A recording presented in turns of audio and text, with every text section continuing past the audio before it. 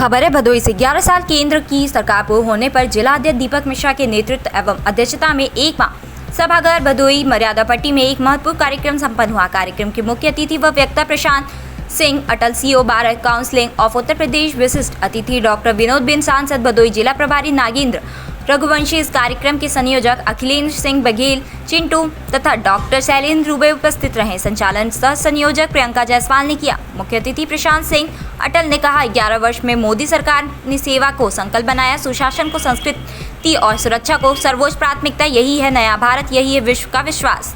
प्रधानमंत्री श्री नरेंद्र मोदी जी के नेतृत्व में भारत ने विकसित भारत के अमृतकाल में सेवा, सुशासन और गरीब कल्याण के विकास की नई यात्रा तय की है। मोदी सरकार की हर योजना के केंद्र में जन कल्याण और आम नागरिकों के जीवन को आसान करने के साथ साथ देश को वैश्विक स्तर पर नए आयाम देने की भावना रही। बीते 11 वर्षों से प्रधानमंत्री मोदी जी के नेतृत्व में मोदी सरकार ने सीमा सुरक्षित की, अर्थव्यवस्था मजबूत की और टेक्नोलॉजी को जन जन तक पहुंचाया। भदोही से आजाद खान बाबू की रिपोर्ट। भारतीय जीवन में थे तो हम लोग का एक सपना था कि हम लोगों का भारत भी जैसे विदेशी धरती पर लोग जाते हैं उनकी तुलना करते हैं, उस तरह को हमारे इंफ्रास्ट्रक्चर मजबूत हो, हमारे शिक्षा, चिकित्सा, रोजगार, बिजली, पानी, रोड, सड़क, हर क्षेत्र में विकास हो।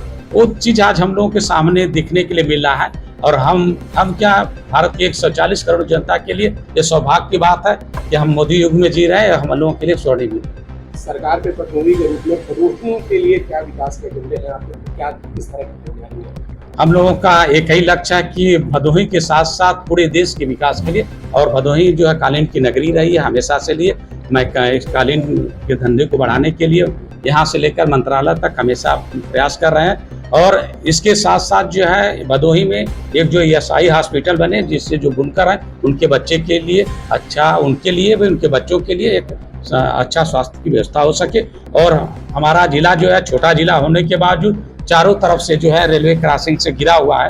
उसके लिए माननीय रेल मंत्री जी से बात किए हैं, अंडरपास के लिए, जहाँ ओवरब्रिज है ओवरब्रिज के लिए। और यहाँ भी हमारे लिए उद्योग धंधे बढ़े, हमारे चिकित्सालय हो, स्पोर्ट्स का मैदान हो, उसके लिए हम लोग प्रयास कर रहे हैं। सरकार की तरफ से तमाम योजनाएं आ रही हैं, बावजूद इसके भ्रष्टाचार कहीं न कहीं नहीं है, वो जनता के लिए चुनौती नहीं, आप जो कह रहे हैं इसके फेवर में नहीं है। क्योंकि पहले जो सरकारें थे वो कहते थे कि हमारे यहाँ से 1 रुपया चलता है तो 15 पैसे पहुँचता। लेकिन हमारी सरकार में मैं प्रधानमंत्री मोदी जी को धन्यवाद दूंगा और प्रदेश के मुखिया योगी जी को धन्यवाद दूंगा कि जितना जो भी बेनिफिशियरी होते हैं उनके अकाउंट में डायरेक्ट ट्रांसफर होता है, किसी बिचौलिए के हाथ में नहीं जाता है। अगर आपको कोई सूचना दिया है तो गलत है। अगर इस तरह की एक्टिविटी में जो भी पाया जाएगा उसके अगेंस्ट सख्त कार्रवाई की जाएगी। लगातार जनता आरोप लगाती है, नहीं, जनता थाना दिवस हो, जनता आरोप लगातार लगा रही है और एंटी करप्शन हम लोग जितने भी जनप्रतिनिधि हैं, हमारे जो मंडल अध्यक्ष हैं, जिला अध्यक्ष हैं, सभी लोग हम लोग हर समय जनता के संपर्क में है। ऐसी अगर कोई भी बात आएगी तो उसके लिए हम लोग जो भी संबंधित जो भ्रष्टाचारी होगा उसको सजा देने के लिए हमारी सरकार का निर्माण हो रहा है। क्योंकि हमें पहले भी कर दिया कि पहले की जो सरकारें थी भ्रष्टाचार में लिप्त थी। हमारी सरकार जो विकास के लिए काम करती है और देश को आगे ले जाने के लिए आविष्कार में विश्वास करती है, नवाचार में विश्वास करती है। उस पर हमारी सरकार काम करे कि आने वाली पीढ़ी एक नया भारत, विकसित भारत और एक मजबूत भारत जैसे बढ़ रहा आगे बढ़ने के लिए काम करे। ग्रामीण सड़कों का निर्माण होता है और दूसरे दिन सड़क ऊपर जा रही है। नहीं, ऐसे जहाँ भी होगी उसकी जांच कराई जाएगी, उस पर कार्रवाई की जाएगी। और आप जनपद की बात करते हैं, आपके पास जो है अच्छे कहा गया कि यथा दृष्टि तथा सृष्टि, जो जैसे हम सोचते हैं वैसा ही दिखाई देता है। और आपके पास से जो है हाईवे गया उसको देख लीजिए, आपके पास रोडें गई, अगर ऐसी कहीं भी शिकायत है तो उस पर हम लोग सख्त कार्रवाई करेंगे। और उसके लिए सांसद जी, महात्मा गांधी ने कहा था कि भारत गाँवों में बसता है और गाँवों की स्थिति ऐसी होगी तो फिर कैसे? नहीं, हमारे देश के यशस्वी प्रधानमंत्री जी ने जो भी योजनाएं रखा, मुख्यमंत्री जी ने समाज के अंतिम पैदान पर खड़ा व्यक्ति गांव का ही होता है। और उसको जो भी योजनाएं डायरेक्ट पहुंची, अगर नहीं पहुंची है, हम लोग कैंप के माध्यम से उनके साथ संपर्क करके वो पहुंचाने का काम कर रहे हैं। और जो हमारे महापुरुषों के जो विजन से जो सपने थे आज वो साकार होता दिख रहा। क्योंकि जो हमारे पुरुष, हमारे देश के जितने भी वीर शहीद थे, जिस सपने को देखे थे वो साकार होता दिख रहा।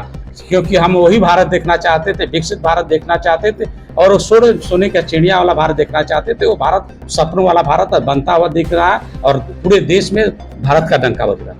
2027 चुनाव को लेकर भारतीय जनता पार्टी की सबसे बड़ी चुनौती क्या होगी? हमारे पास कोई चुनौती नहीं है, क्योंकि हमारे पास इतनी जन कल्याणकारी योजनाएं हैं। हम अपनी योजनाओं को जन जन तक पहुंचा रहे हैं, बता रहे हैं, और हम लोग 2027 में जो है 300 से ऊपर सीटें जीतने जा रहे हैं और तीसरी बार हमारी जो है प्रदेश में सरकार बनने जा रही है। धन्यवाद।